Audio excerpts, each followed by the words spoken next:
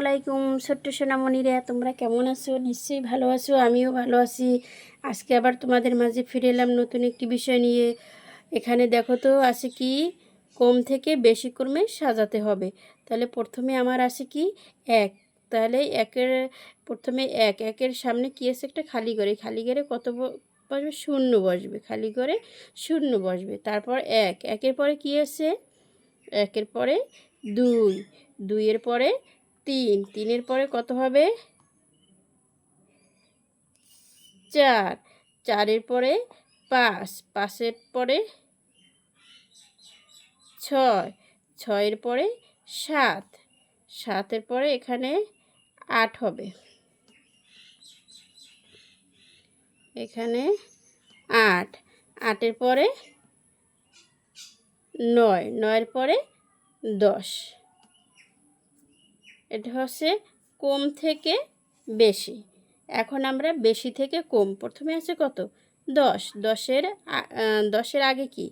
10-এর আগের সংখ্যা 9, 9-এর আগের সংখ্যা 8, 8-এর আগের সংখ্যা 7, 7-এর আগের সংখ্যা 6, 6-এর আগের সংখ্যা 5, 5-এর আগের সংখ্যা 4, 4-এর আগের সংখ্যা 3, 3-এর আগের সংখ্যা 2, 2-এর আগের সংখ্যা 1, তারপরে 0। ঠিক আছে, বুঝতে পারছো তোমরা? এখন দেখো খালি ঘরে পরের সংখ্যাটি লিখি। 3-এর পরের সংখ্যা কত? তোমরা নিশ্চয়ই বলতে আছো যে 4, 3-এর পরের সংখ্যা 4, 6-এর পরের সংখ্যা 7, 4-এর পরের সংখ্যা 5, 5-এর পরের সংখ্যা 8-এর পরের সংখ্যা 8-এর পরের সংখ্যা 9, 9-এর পরের সংখ্যা 9-এর পরের সংখ্যা 10। তারপর দেখো তো মাঝখানের সংখ্যা লিখতে হবে ক্রম অনুযায়ী। তাই এখানে আছে কত? 1, 1-এর পরে 2, 2-এর পরে 3, 7-এর পরে কি? 7-এর পরে 8, 8-এর পরে 9, 4, এখানে কত আছে? 4, 4-এর পরে 5, 5-এর পরে 6, তারপর এখানে দেখো তো কত আছে? 5 আছে, 5-এর পরে কত?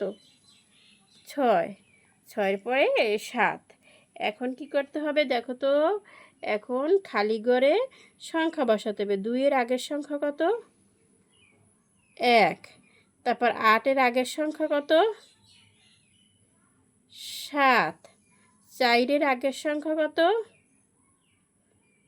3, 10-এর আগের সংখ্যা কত? 9। এখন দেখো 6-এর আগের সংখ্যা 5। নিশ্চয়ই তোমরা বুঝতে পারছো সোনামণিরা। তোমরা এই কাজগুলো তোমাদের পাঠ্য বইতে পেন্সিল দিয়ে করবা। ঠিক আছে, আজকে এই পর্যন্তই। আল্লাহ হাফেজ।